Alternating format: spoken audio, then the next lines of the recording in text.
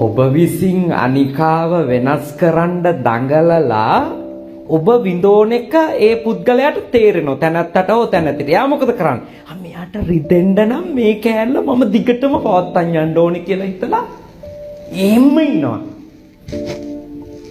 ඉතින් ඔය තෝට්ටු එවිදාත් මිටි කකානේ කැලණියනවා ඉල්ලනවා කැලණියේ දෙයියෝ දුන්නේ නැතොත් මට්ටක් කුලියනවා ගිහිල්ලා කෝවිඩෙක් ගන්නවා පොල් ඒ හරි ගියේ නැතොත් කොච්චි කඩේට රිංගනවා ඒ ගිහිල්ලා ඉල්ලනවා ජේසුනේ දෙනු මැනව නේද මොකොත් නැතනේ සියල්ලන්ගේ මේ ඔට්ටු වෙන්නේ මොකටද අර ඉපදීම සහ මරණය අතර ඒ කාලේ ඇතුළත මේ Tamanට ඕන විදියට නටව ගන්න කියලා.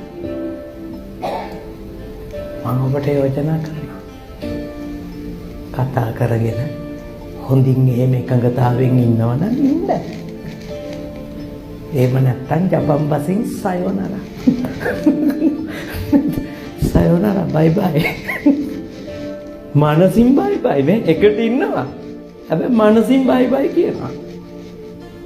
මනසින් ඉවරයි. එකට ඉන්නවා. එක ගෙදර වෙනවා. කෑමත් කනවා. හැබැයි මනසින් යාට සමුදීලා ඉවරයි. එතනින් පස්සේදී උඩ පැන්නත් එකයි නේද? පෙරලි පෙරලි ගියත් එකයි. කොහොම වුණත් එකයි. මනසින් යවලා ඉවරයි. සාප්පකාද ජීවිතේ නාස්ති කරගන්නවා.